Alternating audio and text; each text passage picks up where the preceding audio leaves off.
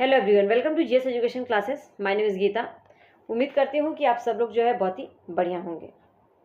Thumbnail को देखकर आपको समझ में आ ही गया होगा कि आज जो है मैं आप लोगों के साथ डिस्कस करने वाली हूँ सी टेट का कंप्लीट सिलेबस, पेपर 1 और पेपर 2 दोनों का।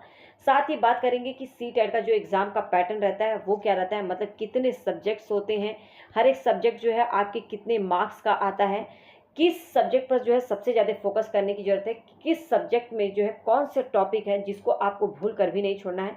एक एक चीज़ जो है मैं आप लोगों को इस वीडियो में क्लियर करूंगी, साथ ही आपको क्या पढ़ना है और कहाँ से पढ़ना है। तो अगर आप सी टेट का एग्ज़ाम पहली बार देने जा रहे हैं या इससे पहले कई बार दे चुके हैं और आप लोगों का एग्ज़ाम नहीं निकल रहा है, तो ज़रूरी है कि सी टेट से रिलेटेड, मतलब सी टेट के रिगार्डिंग एक छोटा जो है डाउट, हर एक छोटी से छोटी बात जो है पहले आपके माइंड में क्लियर हो, जिससे कि आप एक सही डायरेक्शन में जो है तैयारी स्टार्ट कर सकें। तो अगर आप नेक्स्ट सी टेट जो दिसंबर में होने जा रहा है उसको चाहते हैं कि हर हालत में जो है पास करें, तो सबसे पहले आप लोगों के लिए ज़रूरी है कि इसकी शुरुआत आपको कहाँ से करनी है ये आपको पता हो। तो अगर आप सी टेट दिसंबर को पास करना चाहते हैं, अपनी तैयारी शुरू करने से पहले जो है इस वीडियो को देख लीजिएगा, ताकि आपको एक डायरेक्शन मिल पाए, एक गाइडेंस मिल पाए कि आपको जो है अब शुरुआत कैसे करनी है। तो चलिए स्टार्ट करते हैं। उससे पहले अगर आप चैनल पर नए हैं तो चैनल को सब्सक्राइब कर सकते हैं। अगर आपको सी टेट के रिगार्डिंग टिप्स एंड ट्रिक्स की ज़रूरत है या एक गाइडेंस की ज़रूरत है, आप अपना डाउट जो है, अपना कॉन्सेप्ट जो है क्लियर करना चाहते हैं एक आसान भाषा में, तो आप जुड़ जाइए। एंड वीडियो पसंद आए तो please hit like button and लोगों के साथ जरूर शेयर कीजिएगा जो लोग भी सेल्फ स्टडी से अपना सी टेट क्लियर करना चाहते हैं और अब पता करना चाहते हैं कि उन्हें क्या पढ़ना है, किस तरीके से पढ़ना है, कहाँ से प्रैक्टिस करनी है। तो इसमें जो है मैं आप लोगों के साथ हूँ। पूरा एक एक चीज़ जो है आप लोगों को मैं क्लियर करूँगी, आप लोगों को जो है गाइड करूँगी किस तरीके से पढ़ना है, हर एक स्टडी मटेरियल प्रोवाइड करूँगी। लेकिन उस पर जो है एक चीज़ आप लोगों को करना है कि पढ़ना आपको पड़ेगा, मैं केवल बस समझा सकती हूँ। ठीक है, तो चलिए स्टार्ट करते हैं। जो सिलेबस है, मैं पेपर 1 और पेपर 2 दोनों की बात करूंगी। ठीक है, पेपर 1 1 to 5 के लिए होता है, पेपर 2 6 to 8 के लिए होता है, साथ ही एग्ज़ाम का जो पैटर्न है। ठीक है, तो देखिए सबसे पहले हम बात कर लेते हैं एग्ज़ाम का पैटर्न। तो पेपर 1 की अगर मैं बात करूं तो पेपर 1 में टोटल जो है आपके कितने 5 सब्जेक्ट होते हैं। सबसे पहला जो आपका क्वेश्चन पेपर होगा ना, सबसे पहला जो उसमें पार्ट होगा वो होगा आपका सीडीपी का। उसके बाद जो है आपका मैथ्स आ जाता है। उसके बाद जो है आपकी ईवीएस के क्वेश्चंस होते हैं। फिर लैंग्वेज 1 हो जाएगा और लैंग्वेज देन 2 हो जाएगा।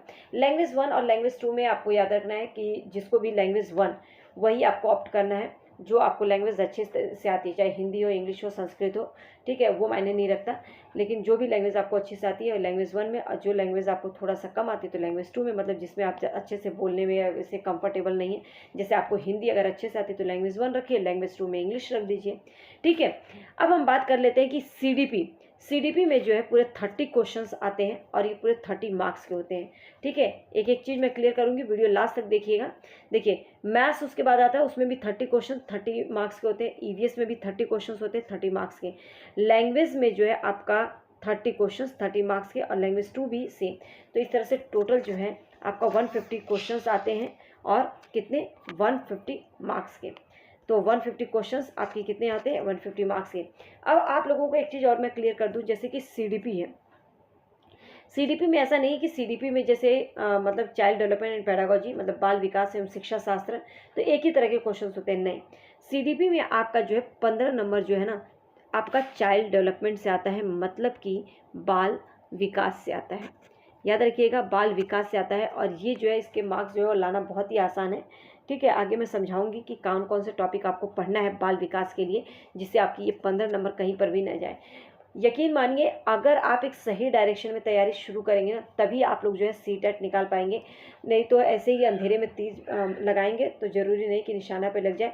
बहुत सारे लोग जो है आप लोगों को एडवाइस करेंगे कि बस PYQ करके चले जाइए, बस PYQ।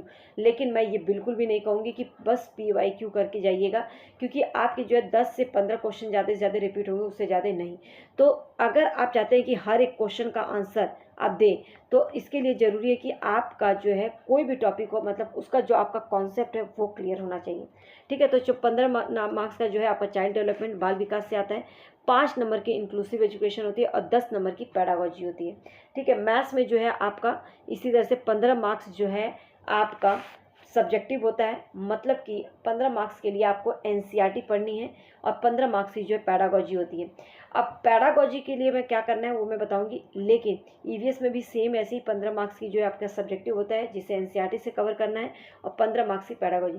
याद रखिएगा जो सब्जेक्टिव क्वेश्चंस हैं, मतलब कि मैथ्स और ईवीएस में जो आपको मैं बोल रही हूँ कि बुक से पढ़नी है और ये एनसीईआरटी से पढ़नी है, सॉरी, ठीक है। तो ईवीएस प्लस मैथ्स, अगर आपका पेपर 1 है ईवीएस और मैथ्स, तो इसमें 3rd to 5th की जो है आपको क्या पढ़नी है, ईवीएस और मैथ्स, ठीक है। 3rd to 5th की, इसके अलावा कुछ भी नहीं, इससे बाहर कुछ भी नहीं आएगा। फिर 15-15 मार्क्स की जो है पैडागोजी होती है। देखिए पैडागोजी को जो है ना सॉल्व करने का एक तरीका होता है, मैं वो तरीका आप लोगों को सिखाऊंगी, कौन कौन से बातें हैं जो आपको माइंड में रख कर आप पैडागोजी के क्वेश्चंस का करना है, एक एक चीज़ जो है मैं क्लियर करूंगी। बस आप जुड़े रहिए, कीप सपोर्ट। आप लोगों को जो है प्रॉपर तरीके से जो मैं क्लासेस दूंगी जिसमें कि आपके जो है हर एक डाउट जो है क्लियर होंगे, ठीक है। लैंग्वेज 1 लैंग्वेज 2 में भी 15 मार्क्स की आपकी पैडागोजी होती है। 15 मार्क्स के जो है अपठित गद्यांश और पद्यांश, मतलब अनसीन पैसेज जो है आपके आते हैं, ठीक है। तो यहाँ पे जो है लैंग्वेज में जो है 15 मार्क्स है, जो अपठित गद्यांश और पद्यांश आता है, मतलब अनसीन पैसेज होते हैं। इसको अगर आप इसमें स्कोर करना चाहते हैं तो अभी से जो है अपठित गद्यांश, पद्यांश और अनसीन पैसेज इंग्लिश के लिए जो है प्रैक्टिस करना जो है शुरू कर दीजिए। 15 मार्क्स की फिर से पैडागोजी आती है जिसमें कुछ टॉपिक्स हैं जिसको आपको गलती से भी नहीं छोड़ना है, वो भी मैं आप लोगों को बताऊंगी, तो एंड तक बस बने रहिए। पेपर 2 की भी बात कर लेते हैं। देखिए पेपर 2 में भी सेम होता है। अगर आपका पेपर 2 एसएसटी है या अगर मैथ्स साइंस है, ध्यान रखिएगा मैथ्स साइंस, तो जो सब्जेक्टिव वाला है ना, इसके लिए भी आपको मैं यही एडवाइस करूंगी कि 6 to 8 की एनसीईआरटी पढ़ें। अगर आप सेल्फ स्टडी से अपना सीटेट क्लियर करना चाहते हैं तो ज़रूरी है कि आप एक सही तरीके से शुरू करें, ठीक है। बहुत सारे लोग जो है एनसीईआरटी आप लोग अगर नहीं पढ़ेंगे और सोचेंगे कि आपका सीटेट क्लियर हो जाए, तो अगर ऐसा होता ना तो सीटेट का रिजल्ट इतना कम नहीं रहता। देखिए सीटेट का रिजल्ट कम रहने का कारण यही है कि लोग एनसीईआरटी को फोकस नहीं करते हैं, ठीक है। तो इसमें भी सीडीपी आती है, मैथ साइंस, जिनका मैथ साइंस है एसएसटी अब यहाँ पे छोड़ दीजिए, लैंग्वेज 1 लैंग्वेज 2, तो इसमें भी टोटल आप लोगों का जो साइंस वाले 5 सब्जेक्ट दिख रहा होगा। अब मैथ साइंस के लिए आपको 6 to 8 की जो है एनसीईआरटी पढ़नी है। बाकी जो है इसमें भी 30 क्वेश्चन होते हैं 30 मार्क्स का, याद रखिएगा। बस सीडीपी जिन लोगों का पेपर 2 एसएसटी है उसमें सीडीपी आ जाता है, एसएसटी लैंग्वेज 1 लैंग्वेज 2। एसएसटी जो है यहाँ पे 60 नंबर की आती है और इस 60 नंबर में जो है आपके जो 40 मार्क्स होता है वो आपका आता है एनसीईआरटी से और 20 मार्क्स की जो है आपकी क्या होती है, पैडागोजी, ठीक है। तो लैंग्वेज 1 लैंग्वेज 2 आपको ऑलरेडी मैं बता ही चुकी हूँ, सीडीपी का भी पैटर्न आप लोगों को बता ही चुकी हूँ, तो इसमें आप लोगों को दोबारा समझाने की तो मुझे नहीं लगता कि ज़रूरत होगी। सॉरी। देखिए अगर आपको कहीं पर भी कोई भी डाउट हो, कोई भी छोटी से छोटी बात समझ में नहीं आ रही है तो आप कमेंट करके पूछिएगा, मैं आप लोगों को बता दूंगी। अब हम बात कर लेते हैं सिलेबस की, ठीक है। तो सबसे पहले मैं जो है आप लोगों के साथ जो सिलेबस डिस्कस करने जा रही हूँ वो सीडीपी बाल विकास एवं शिक्षा शास्त्र, मतलब कि चाइल्ड डेवलपमेंट एंड पैडागोजी। ध्यान से सुनिएगा, ये 15 नंबर का आता है, ठीक है। बाल विकास से जो है 15 नंबर का आता है। बाकी जो आपका शिक्षा शास्त्र है उसमें भी कौन कौन से टॉपिक पढ़ने हैं वो भी बताऊंगी। देखिए पहला टॉपिक है विकास की अवधारणा और इसका अधिगम से संबंध, बाल विकास के सिद्धांत, ठीक है। ये दोनों टॉपिक से कम कई बार जो है 2 क्वेश्चन, कई बार जो है 3 क्वेश्चन जो है देखने को मिला है। इस टॉपिक को गलती से भी भूल कर भी आपको नहीं छोड़ना है और ये बहुत ही ईजी टॉपिक है, लेकिन आपको कॉन्सेप्ट अगर नहीं क्लियर हो रहा है तो आप जो है जुड़ जाइए, मैं आप लोगों को जो है बहुत ही आसान भाषा में क्लियर करूँगी। अदरवाइज़ मैं आप लोगों को बताऊँ कि कहीं से भी क्लियर कीजिए। देखिए आज का टाइम ऐसा है ना, पहले ऐसा था कि बस एक ही आप लोगों के पास जो है ऑप्शन हुआ करता था, बुक, जिससे कि आप बुक से जो है क्लियर करते थे। अगर नहीं समझ में आया तो आपको बहुत ज़्यादा जो है प्रॉब्लम फेस करनी पड़ती थी, मतलब कि नहीं समझ में आया तो बहुत ज़्यादा माथापच्ची करके, मतलब बहुत ज़्यादा उसके अंदर लगना पड़ता था, फिर जाके कहीं जो है वो कॉन्सेप्ट क्लियर होता था, या तो आप कोचिंग लें। लेकिन आज के टाइम में जो है ना, क्योंकि जो सीटेट है ना, जस्ट टीचर एलिजिबिलिटी टेस्ट है, जो कि आपको जो है क्वालिफाइंग मार्क्स होता है जिसमें 90 नंबर लाना होता है, और ये नहीं कि इसके बाद जो आपको कोई नौकरी मिल जाती है, इसके बाद जो है आगे जितनी भी भर्ती आती है टीचिंग से रिलेटेड उसमें आप अप्लाई कर पाते हैं। तो इसके लिए कोचिंग लेने की ज़रूरत नहीं है। अगर आप सेल्फ स्टडी सही तरीके से करें तो आप आसानी से क्लियर कर सकते हैं, क्योंकि आपके पास जो है इस टाइम पे इतने ज़्यादा ऑप्शन है। यूट्यूब पर जो है कोई भी टॉपिक नहीं आता, वो टॉपिक सर्च कीजिए, आपको बहुत सारे लोगों जो है बता देंगे, ठीक है। लेकिन आपको ये देखना है कि आपको समझ में कहाँ से आता है। ज़रूरी नहीं कि मेरा ही देखें, क्योंकि आपको मेन है कि अपना कॉन्सेप्ट क्लियर होना चाहिए, ठीक है। और मेरा अगर समझ में आता है तो जुड़ जाइए, और कोई भी कॉस्ट नहीं है, तो आप जो है पढ़ सकते हैं। तो यहाँ पे जो है आपको ये 2 टॉपिक जो है छोड़ना नहीं है। आनुवांशिकता एवं वातावरण, ठीक है। जैसे ग्रोथ एंड डेवलपमेंट को छोड़ना नहीं है, उसी तरह से हेरिडिटी एंड इन्वायरमेंट, इसका क्या जो है प्रभाव पड़ता है, इफेक्ट क्या रहता है, इससे भी क्वेश्चन देखने को मिलता ही मिलता है, और बहुत ही ईजी क्वेश्चन आता है, और बहुत ही ईजी टॉपिक भी है, ठीक है। सामाजिकरण की प्रक्रिया, सामाजिक दुनिया और बच्चों के साथ जो है शिक्षक, माता पिता, साथी, ठीक है, इनका किस तरह से जो है रोल रहता है, इसको जो है पढ़ना है। सोशलाइजेशन जो है, इसके बाद जो थ्योरी पियाजे, कोहलबर्ग, वाइगोस्की, इसको जो है भूल कर भी नहीं छोड़ना है।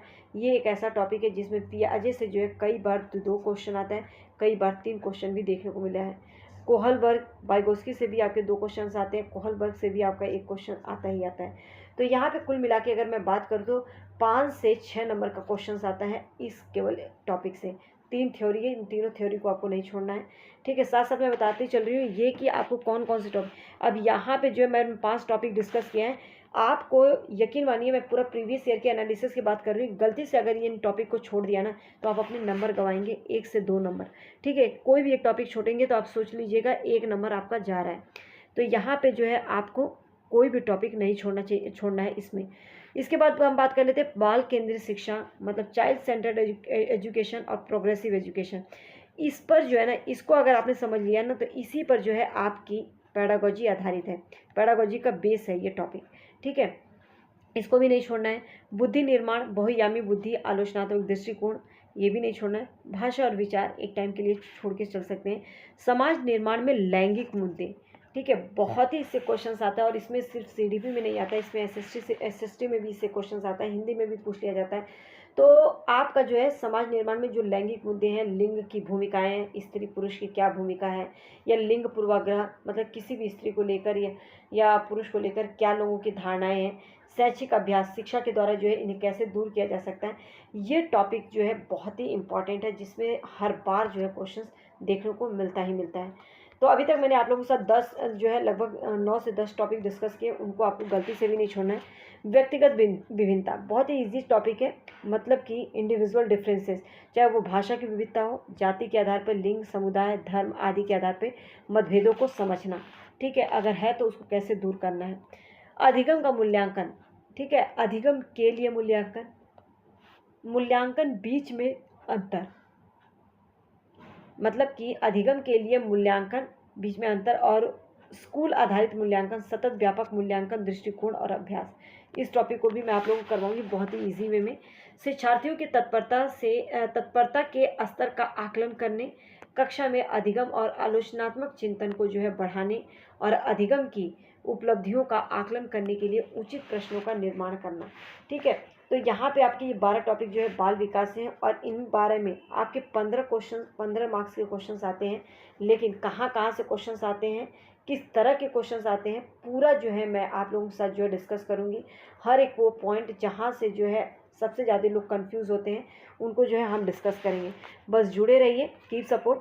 पैडागोजी को अगर मैं बात करूँ तो पैडागोजी को लेकर आप परेशान मत होइएगा। अब बात कर लेते हैं कि 5 नंबर का जो है आपका इंक्लूसिव एजुकेशन से आता है, जिसमें आपको ये 3 टॉपिक कवर करना है। देखिए, इंक्लूसिव एजुकेशन में कुछ भी डिफरेंसेस हो, आपको बस ये देखना है सभी बच्चे को एक साथ लेकर चलना, ठीक है। तो वंचित और वंचित सहित विविध दृष्टिकोण के शिक्षार्थियों को संबोधित करना, सीखने की जो कठिनाइयाँ होती हैं उसमें जो है बच्चों की ज़रूरतों को पूरा करना, प्रतिभाशाली, रचनात्मक, विशेष रूप से विकलांग शिक्षार्थियों को संबोधित करना।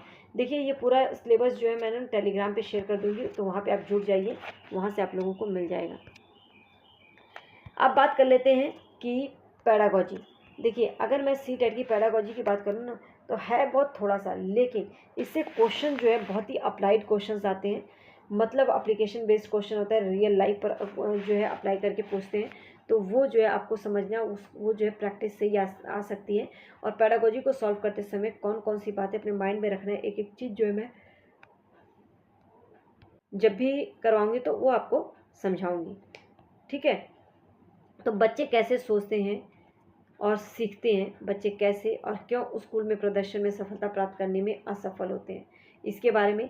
शिक्षण और सीखने की बुनियादी प्रक्रियाएं, बच्चों की सीखने की जो रणनीतियां होती हैं, सामाजिक जो गतिविधि के रूप में सीखना और सीखने की सामाजिक संदर्भ, समस्या समाधान करता है वैज्ञानिक अन्वेषक के रूप में बच्चा, मतलब बच्चा जो है समस्या समाधान करता है वैज्ञानिक अन्वेषक के रूप में, उसका क्या रोल होता है उसको देखेंगे। बच्चों में सीखने की वैकल्पिक अवधारणा, बच्चों की त्रुटियों को सीखने की प्रक्रियाएं महत्वपूर्ण कदमों के रूप में समझना। संज्ञान और संवेग, प्रेरणा और सीखना, सीखने में योगदान देने वाले व्यक्तिगत और पर्यावरणीय, इन्वायरमेंटल और हेरिडिटी दोनों ही कैसा वातावरण होना चाहिए।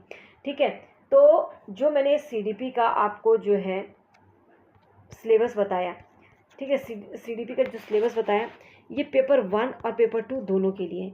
अब ये जो है कॉमन सब्जेक्ट है, दोनों के लिए सेम सिलेबस है। अब हम कॉमन सब्जेक्ट जो है हिंदी का सिलेबस डिस्कस कर लेते हैं, इंग्लिश का। ठीक है, तो यहाँ पर देखिए हिंदी में जो है 15 नंबर का जो है आपका पठित गद्यांश और पद्यांश आता है, जिसमें आपको जो है प्रैक्टिस करनी है। जो आपका ग्रामर है उसमें समास, संधि, ठीक है, विलोम, ये 3 चीज़ जो है आपको रट लेनी है, पर्यायवाची भी। ठीक है, जो आप लोगों के 2 से 3 नंबर जो है ग्रामर के आते हैं तो वो यहीं से होते हैं। 2 नंबर शायद ग्रामर के होते हैं, एक आपका शीर्षक ही हो जाता है, बाकी जो उससे रिलेटेड क्वेश्चन पूछ देते हैं। तो ये जो है आपकी प्रैक्टिस से आती है। साथ ही मैं आप लोगों को समझाऊंगी कि अपठित गद्यांश और पद्यांश को सॉल्व करने का जो है ट्रिक क्या होता है। शिक्षा शास्त्र मतलब कि हिंदी जो पैडागोजी है, इसमें आपको टॉपिक अधिगम और अर्जन करना है, भाषा शिक्षण के सिद्धांत करना है, भाषा के कार्य और उसके विकास में बोलने और सुनने की जो भूमिका है वो क्या है, भाषा अधिगम में व्याकरण की भूमिका क्या है, भाषा विधि विविधता वाले कक्षा कक्ष की जो समस्याएं हैं वो क्या है। ठीक है, साथ ही भाषा कौशल कौन से हैं, भाषा बोध जैसे कि समझ, दक्षता का मूल्यांकन, बोलना, सुनना, पढ़ना, लिखना, ये सभी। शिक्षण सहायक सामग्री, पाठ्य पुस्तकें, बहुमीडिया सामग्री, कक्षा के बहुभाषी संसाधन, उपचारात्मक शिक्षण। तो ये तो मैंने आपके साथ जो है डिस्कस किया हिंदी का सिलेबस, पेपर 1 और पेपर 2। ठीक है, कॉमन सब्जेक्ट है। अब इसके बाद जो है इंग्लिश का डिस्कस कर लेते हैं। ये भी आपका कॉमन रहता है, जिसमें अनसीन पैसेज, अनसीन पोइट्री वाला आ जाता है, पैसेज दिया था 15 नंबर का। ठीक है, इसके बाद पैडागोजी की बात करूँ, पैडागोजी ऑफ लैंग्वेज डेवलपमेंट, तो what is language, difference between acquisition and learning, role of listening, speaking, challenges of teaching in diverse classroom, language skills कौन सी होती है, टीचिंग लर्निंग मटेरियल कौन सा होता है, evaluation of good book, role of grammar. ठीक है, तो ये सभी टॉपिक जो है इंग्लिश के लिए आपको करना है। अगर पैडागोजी में आप 15 नंबर की जो पैडागोजी आती है, अगर आप चाहते हैं कि उसके नंबर आपके कहीं नहीं जाए, देखिए पैडागोजी को ना, अगर आप चाहते हैं कि पैडागोजी आपके अच्छा स्कोर करें, तो आप लोगों को मैं बता दूं कि पूरा टोटल 70 मार्क्स की जो है पेपर 1 में पैडागोजी आता है। 70 से 75 मार्क्स का जो है पैडागोजी आता है पेपर 1 में। पेपर 2 में जो है 65 मार्क्स की जो है आपकी पैडागोजी आती है। अब ये सोचिए कि अगर 60 मार्क्स, अगर पैडागोजी के क्वेश्चन आपको सॉल्व करना आ जाए, तो अगर 70 मार्क्स का है तो 70 नहीं, अगर मान लो 60 भी लेकर आ जाते हैं तो भी बहुत बड़ी बात है। फिर सब्जेक्टिव में आप कुछ कर लीजिए तो आपके बहुत ही अच्छे हो जाएंगे। समझ में आया? तो अब बात कर लेते हैं मैथ्स की। देखिए, अगर मैं मैथ्स की बात करूँ, मेन सब्जेक्ट आपका जो है मैथ्स, ईवीएस और मैथ्स, इसके लिए जो सब्जेक्टिव वाला क्वेश्चन, सब्जेक्टिव वाला जो है, जिससे आप लोगों के 15 नंबर की ईवीएस और 15 नंबर का मैथ्स आता है, मतलब टोटल 30 मार्क्स है। इसके लिए जो है आपको एनसीईआरटी पढ़नी है। क्या पढ़ना है? एनसीईआरटी, इसके अलावा कुछ भी नहीं।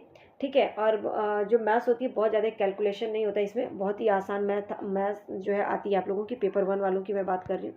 ठीक है, तो इसमें आप लोगों को जो है रेखा गणित, आकार और स्थानिक समझ, हमारे आसपास की ठोस पदार्थ, संख्याएं, जमा घटा, गुणन, भागफल, माप, भार, समय, आयतन, आंकड़े, पैटर्न, धन। ठीक है, तो ये जो है टॉपिक रहता है। अब बात कर लेते हैं कि मैथ्स की जो पैडागोजी है। देखिए, आपको दिख रहा होगा बहुत थोड़ा सा, लेकिन पैडागोजी जो है लोगों को घुमा देती है बहुत अच्छे से, जो है ये लोगों को परेशान करती है जब क्वेश्चन करने बैठते हैं। तो कौन कौन से पैडागोजी के जो है टॉपिक है? गणित तार्किक चिंतन की प्रकृति, बच्चों की सोच और तर्क के पैटर्न व अर्थ, अधिगम की रणनीतियों को समझना। ठीक है, इससे रिलेटेड क्वेश्चन आएगा। पाठ्यक्रम में गणित का जो स्थान है वो क्या है, गणित की भाषा, सामुदायिक गणित कौन सी होती है, औपचारिक और अनौपचारिक तरह से जो मूल्यांकन होता है, शिक्षण की जो समस्याएं होती हैं, त्रुटि विश्लेषण, अधिगम और शिक्षक से संबंधित पहलू, नैदानिक और उपचारात्मक शिक्षण। तो ये टॉपिक जो है आपको कवर करना है मैथ्स के लिए। ईवीएस की बात करूँ तो सेम मैंने अभी बताया ना, 3rd to 5th की आपको जो है 15 नंबर के लिए ईवीएस करना है, फिर उसके बाद पैडागोजी। फिर भी मैं आप लोगों को बता देती हूँ ईवीएस में कौन कौन सा टॉपिक है। परिवार और मित्र, संबंध, कार्य, खेल, पशु पौधे, भोजन, आश्रय, जल, यातायात, चीज़ें जो हम बनाते और करते हैं। ठीक है, तो ये जो है आपका 15 नंबर आता है। 15 नंबर की तैयारी आपको कहाँ से करनी है, एनसीईआरटी से। आगे मैं आप लोगों को बताऊंगी कि इसके नोट्स भी आप लोगों को कहाँ से जो है आसानी से मिल सकते हैं। ठीक है, बस बने रहिए। देखिए, शिक्षा शास्त्र की अगर मैं बात करूं तो 15 नंबर का जो है आपका आता है, जिसमें पैडागोजी, पर्यावरण अध्ययन की संकल्पना और क्षेत्र, पर्यावरण अध्ययन का महत्व क्या है, एकीकृत पर्यावरण अध्ययन, पर्यावरण अध्ययन और पर्यावरण शिक्षा, अधिगम सिद्धांत, विज्ञान और सामाजिक विज्ञान के संबंध एवं क्षेत्र। देखिए, ये तो आप लोगों का पैडागोजी के टॉपिक रहे। अब आप लोगों को मैंने एक चीज़ बताया कि आपको जो है 3rd to 5th की क्या पढ़नी है, एनसीईआरटी। 3rd to 5th की एनसीईआरटी पढ़नी है 15 नंबर के लिए। 15 नंबर मैथ्स और 15 नंबर ईवीएस। तो इसमें जो है ईवीएस प्लस मैथ्स मतलब 30 नंबर के लिए जो है आपको एनसीईआरटी फॉलो करना है 3rd to 5th की। अगर आपके पास बुक नहीं है तो मुझे कमेंट कर दीजिएगा, मैं बता दूंगी कि आपको जो है इसकी बुक कहाँ से मिलेगी। ठीक है, मतलब एनसीईआरटी की जो बुक है वो कहाँ से आप लोगों को मिलेगी, या आप लोगों को नोट्स चाहिए आपको एकदम टू द पॉइंट्स में। अगर आपको ईवीएस के नोट्स चाहिए तो टेलीग्राम पे जुड़ जाइए, वहाँ पर जो है मैं आप लोगों को दे दूँगी। साथ ही पूरी क्लासेस जो है मैं आप लोगों को ईवीएस की 3rd to 5th की जो है करवाने वाली हूँ, जिसमें पूरा एनसीईआरटी का निचोड़ कराऊंगी। तो बस जुड़े रहिए, आप लोगों को जो है वहाँ से पूरा जो है स्टडी मटेरियल मिल जाएगा। ठीक है, आगे देखिए, पर्यावरण अध्ययन शिक्षण के तरीके, गतिविधियाँ, प्रयोगात्मक कार्य, सतत और व्यापक मूल्यांकन, शिक्षण सहायक सामग्री, पर्यावरण अध्ययन के शिक्षण की समस्याएं। तो ये आप लोगों के जो है पैडागोजी के जो है टॉपिक थे। ठीक है, ईवीएस के, किसके, ईवीएस के। अब यहाँ पर जो है आप लोगों का जो है सिलेबस ख़त्म होता है, लेकिन एक चीज़ मैं आप लोगों को क्लियर कर दूँ कि अगर आप लोगों को आसानी से अगर चाहिए ईवीएस और मैथ्स के नोट्स चाहिए, टेलीग्राम पे जुड़ जाइए। अगर आपके पास एनसीईआरटी पढ़ने का टाइम नहीं है तो मैं एकदम टू दी पॉइंट्स में जो है नोट्स आप लोगों को प्रोवाइड करती हूँ, जिससे आप लोगों को जो है बहुत हेल्प मिलेगी। ठीक है, दूसरी बात, ये तो मैंने पेपर 1 का सिलेबस डिस्कस किया। पेपर 2 में जो है आप लोगों का सेम जो आप लोगों का सीडीपी है, हिंदी लैंग्वेज 1, लैंग्वेज 2 इंग्लिश, ये 3 सब्जेक्ट जो है सेम है। चौथा जो है आपको एसएसटी की बात करूं तो एसएसटी का आपके साथ मैं जो है सिलेबस नेक्स्ट वीडियो में डिस्कस करूंगी, क्योंकि पूरा उसमें आपका ज्योग्राफी, हिस्ट्री, सिविक्स तीनों आ जाता है। तो एक एक चीज़ जो क्लियर करने में वीडियो बहुत ही लंबी हो जाएगी और बोरियत हो जाएगी। लेकिन याद रखिएगा, आप लोगों को कोई भी छोटा से छोटा डाउट हो, आप लोग जो है कमेंट कीजिएगा, मैं आप लोगों के साथ हूँ, आप लोगों को पूरा डाउट क्लियर करूँगी। और साथ ही अगर आपको सी टेट के रिगार्डिंग टिप्स एंड ट्रिक्स की ज़रूरत है तो आप चैनल को कर लीजिए सब्सक्राइब। यहाँ पर जो है मैं पूरा एकदम कॉन्सेप्ट को, मेरा फोकस होता है कि आपके कॉन्सेप्ट जो है बेसिक से जो है क्लियर करूँ।